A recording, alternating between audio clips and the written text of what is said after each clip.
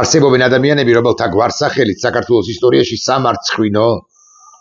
ჩაიწერება, მათ შორის ერთ-ერთი, არა ერთადერთი, არამედ ერთ-ერთია ვინმე მოსამართლე ქართული ოცნების ბანდა ხელისუფლების წანაზარდი თამარ მჭედლიშვილი, რომელმაც დღეს 8 პატიმარს გამოუტანა განაჩენი და ეს კიდევ ერთხელ ადასტურებს, რომ კონკრეტულად თამარ მჭედლიშვილი რა საკვირველი არის წანაზარდი, კიდევ ერთხელ ვიტყვი და მონა ამ ბანდა ხელისუფლებისა, მაგრამ ადასტურებს უფრო მთავარს, რომ ბიზინა ივანიშვილი არ და არას დიდებით არიხევს უკან, რაც განაპირობებს იმას, გარწმუნებთ, რომ გაცილებით მწვავე დაპირისპირება იქნება ჩვენ საზოგადოებაში ეგრეთ წოდებულ ხელისუფლებასა და ხელისუფლების მომხრეებსა და თავისუფლების მოყვარე მოქალაქეებს შორის. ეს მწვავე დაპირისპირება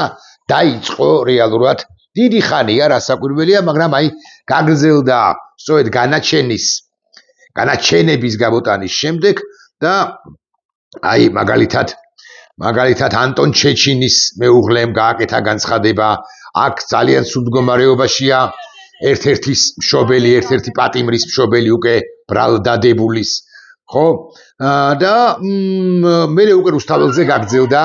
ეს აქციების მცდელობები და აი ამ პოლიციელების უფრო ზუსტად იყო მილიციელების მიერ მოქალაქეების დაკავება და დაკავების მცდელობები კი არა, სწორედაც რომ დაკავებები, ესეთი უამრავი კადრი ვრცელდება, როგორც ფორმულაზე, ისე მედიის სხვა საშუალებებში, ისე სოციალურ ქსელში და ეს მილიციელები, მე ვერ გეტყვით, რამდენად დაიღლებიან ისინი ინდივიდუალურად ცხადია, მაგრამ ასრულებენ ამ უკანონო ბრძანებებს. აი, ნახეთ, როგორ ეპყრობიან მოქალაქეებს და უცებ ეს გოგო, ახალგაზრდა გოგო, უცებ დააკავეს, ეს გოგო არის ძალის გამოყენებით აქციის კიდევ ერთი მოქალაქე დააკავაო, წერენ და ვიდეო არის თაკოსონ ღულაშვილისა, რომელსაც ცხადია უნდა მივესალმოთ. აი, კიდევ ერთი ახალგაზრდა მე გეკითხებით ქართული ოცნების მომხრეებს, იცოდეთ და კარგად უნდა გაისიგრძეგანოთ, რომ ადამიანები, რომლებიც თავს მიიჩნევენ უკანონოდ, უსაფუძვლოდ, არასამართლიანად და ჩაგრულებად და არა მარტო მიიჩნევენ თავს, არამედ რეალურად ასეთებიც არიან, ეს ადამიანები არ გაჩერდებიან და მე ქართული ოცნების მომხრეებს, ხო, აი ამის გამპრავებლებს, გაჩუმებულებს, დადუმებულებს, მათ შორის კოლეგებად წოდებულებს, ხო? და ასე შემდეგ ყველას ვეკითხები. იცოდეთ, გეკითხები კი არა, ვეუბნები, იცოდეთ ეს ყველაფერი არ დამთავრდება კარგად, გაფრთხილებთ მე, ასე უნდა ვთქვა, არ დამთავრდება კარგად, არა მხოლოდ ამ ბანდა ხელისუფლებისათვის, არამედ ვეჭმობ, რომ აი საზოგადოების თავისუფლების მოყვარე საზოგადოება უკვე თქვენზეც გადმოერთვება, რომელიღაც ეტაპზე მდუმარეებზე, გაჩუმებულებზე, პირში წყალ ჩაგუბებულებზე. ამაზე ხომ მინდოდა ლაპარაკი და გასაკვირველია აუცილებელიც არის გაუბედურებულ ადამიანებზე პერსონალურად ბიზინა ივანიშვილის მიერ. დიახ, აი გაუბედურებულ ადამიანებზე, რომლებსაც გამოვაქვთ პლაკატი უდანაშაულოა, რომლებიც ტირიან რამა ხალასაკიან ქალბატონს თვალზე ცრემლი და სხვა ქალბატონს კი ასევე თვალზე ცრემლი მორევია ამ ახალგაზრდა გოგოსაც, ამ ქალბატონსაც და ასე შემდეგ. ეს ასე არ დამთავრდება. მე მინდოდა მხოლოდ ამ თემაზე ლაპარაკი, მაგრამ ამასობაში დამეწია ამბავი იმისა თაობაზე, რომ ბანდიტი თეა წულუკიანი, დიახ, ბანდიტი უცხოეთში ვითომ კი არა ნამდვილად უმაღლეს დამთავრებულ თეა წულუკიანს ვთქვამ შემდეგი სიტყვები. უყურეთ, ვკითხულობ 2024 წლის მაისში აჭარის ავტონომიურ რესპუბლიკაში ნაციონალური მოძრაობის დიქტატის დამყარების შემდეგ სააკაშვილი ხშირად იმეორებდა სიტყვებს შემდეგი ცხინვალია. ეს სიტყვები ამ სიტყვებს წარმოთქვამს წულუკიანი თეა ბანდიტი რუსეთის ფსბ-ს აგენტი. ამაზე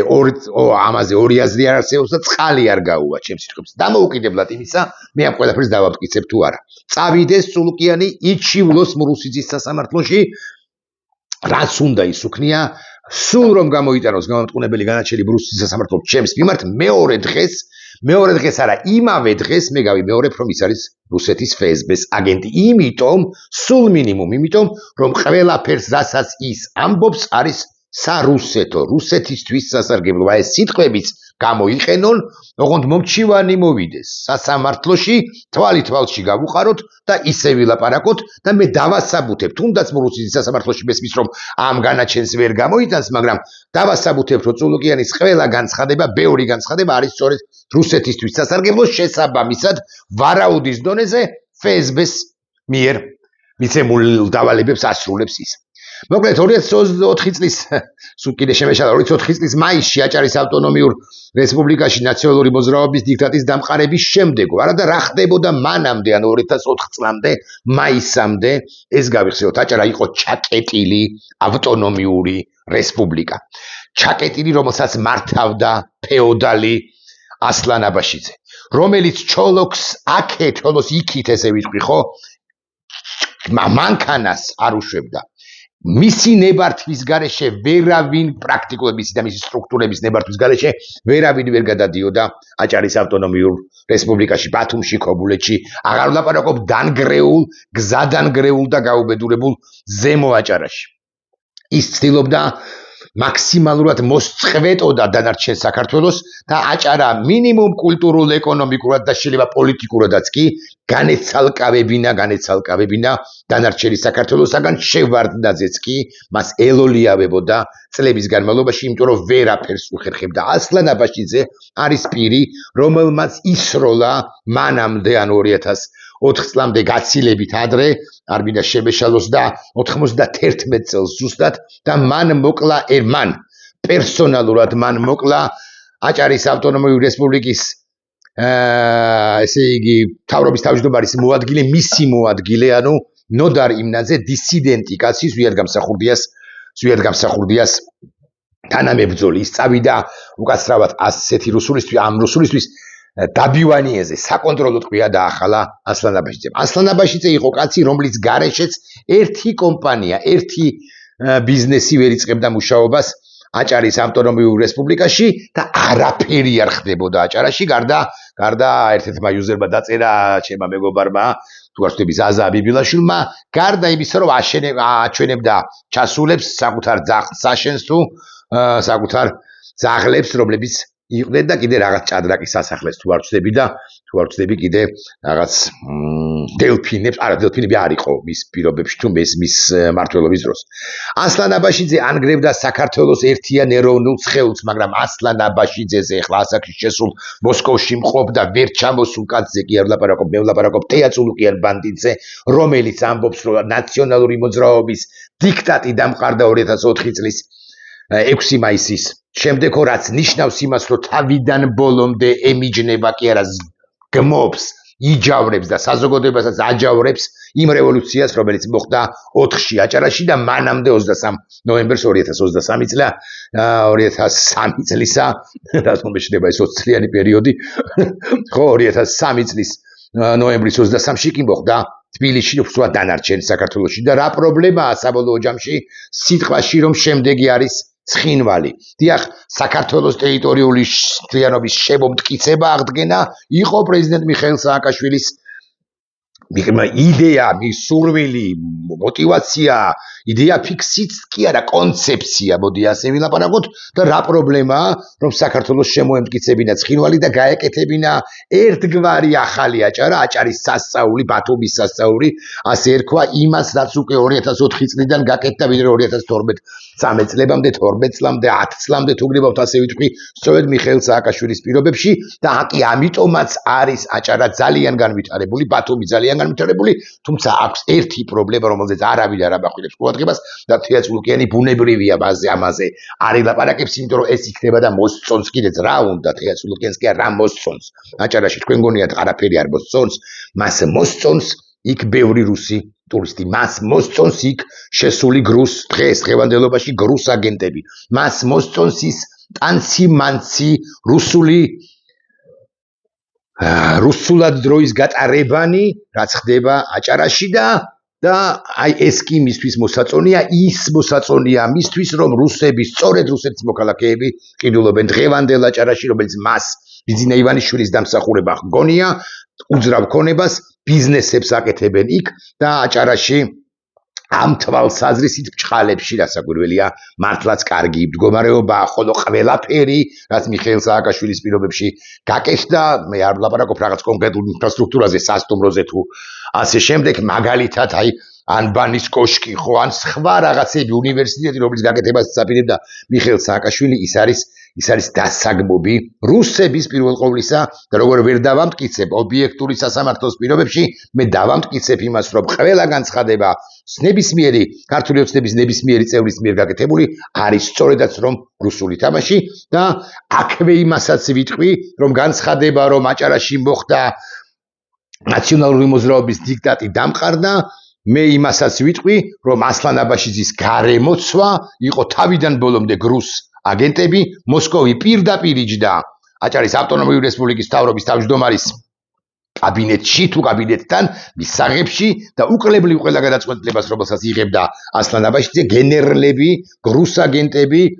FSB-ს აგენტები და მოსკოვი და კრემლი განსაზღვრავდა პრაქტიკულად ყველაფერს. სწორია, ვინც აღნიშნა და სწორი ისტორიული ფაქტია, ივანოვამ მოჰკიდა ხელი და წაიყვანა ასლან აბაშიძე, აბა რას იზავდა ამგვარი აგენტები,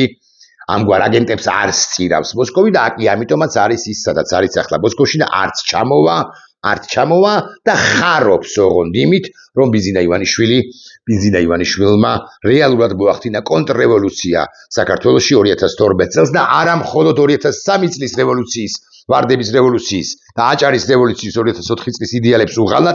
აღალატებინა საქართველოს, არამედ რეალურად ბიზინა ივანიშვილმა დანაჩა არტყა ზურგში 1991 წლის 9 აპრილის იდეალებს, ეს პირველ ყოვლისა მე სვიერ გამსახურდიას იმ მომხრეებს მივმართავ, რომლებიც დღეს რაოდენ გასაკვირიც არ უნდა იყოს, არიან ბიზინა ივანიშვილის ბანაკში. აი ამაზე მინდოდა ორი სიტყვის თქმა,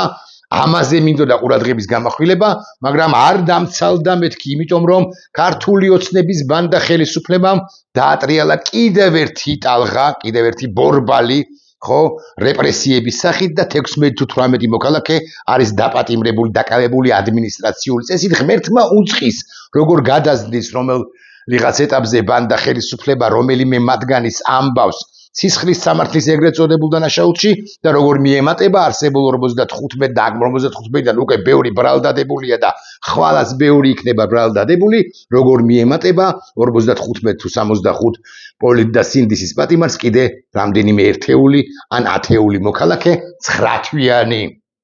ლოდინის შემდეგ მათი სასამართლოც გაიმართება, ვისაც ახლა დააკავებენ და მიედავებიან და ეტყვიან, რომ შენ დააშავე და აღარ 2 წელი და 7 თვე თუ 3 წელი და 4 თვე თუ წელიწადი და 8 თვე და ასე შემდეგ და ასე შემდეგ, ვითომ ასე იყოს გასაფანტი წლები მით უმეტეს იმ ადამიანებისთვის, რომლებიც საქართველოს პატრიოტები არიან და რომლებიც წერილზე იწერებიან ჩვენთან დანარჩენი საზოგადოებისათვის და ამხნევებენ საპატიმროდან გისოსებს მიღმა ყოფი ადამიანები, გვამხნევებენ ჩვენ და გვეუბნებიან, რომ აქ ჩვენ არა ვართ შეზღუდულები, ჩვენ აქ თავისუფლები ვართ, იბრძოლეთ საქართველოსთვის, იბრძოლეთ სანამ გვიანი არ არის. ამას წერს ყველა, მნიშვნელობა არა აქვს რომელს დავასახელებ, რომელს გავამახვილებ ყურადღებას, ამაზე ლაპარაკობს უკლებლივ ყველა სინდისის პატიმარი, რომლებიც მართლები არიან და სიმართლე გაცილებით დიდი ღირსება ადამიანისა სიმართლის მატარებლობა, ვიდრე ის შეზღუდულობა, რომელიც ჭირს ბანდიტ თეა წულუკიანს. ეს იყო ჩემი 14 წუთიანი თითქმის ვიდეო ბლოგი. საღამოს ჩვენ ძალიან საინტერესო ლაივი გვექნება, იმიტომ რომ თბილისის დროით 10 საათზე და არის პრეზიდენტ ტრამპის გამოსვლა,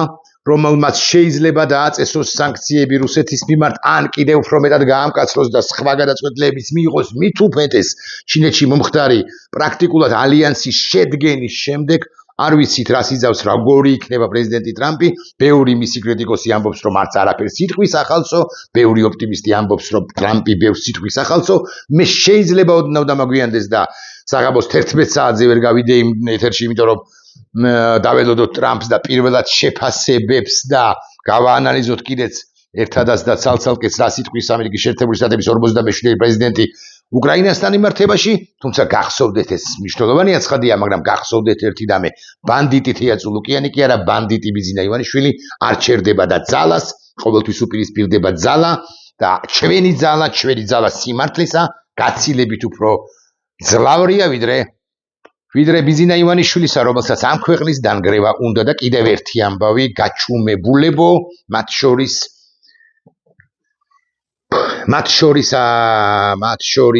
იმ მოქალაქეებს მიმართავ, რომლებიც ახლა საკუთარ თავზე იღებენ ამას. გაჩუმებულებო და ადამიანებო, ვინც ჩემთან კონტაქტზეც არ გამოდიხართ. მე ვხვდები, რომ თქვენ უყურებთ, თვალყურს ადევნებთ ჩემს ვიდეო ბლოგებს, წუხვარ, რომ გარკვეულ დისკომფორტს შესაძლოა გიქმნით, მაგრამ თქვა მართლისა, სიმართლისა, ხმელსა შეიქმს, ხმელსა ნედლად. მე ასეთი ვარ, ასეთი ვიყავი, ასეთი ვარ და ასეთი ვიქნები და ჩვენი მეგობრობა კი, ჩვენი ურთიერთობა კი მარადიულია. მე ასე მინდა რომ იყოს და მე ყველაფერს გავაკეთებ იმისთვის, რომ მიზეზთა გამო დღეს მიჩუმებულ ადამიანებს რომელიღაც ეტაპზე გაუწოდო ხელი ისე, რომ იმ ადამიანებმაც გამომიწოდონ ხელი. ნახვამდის.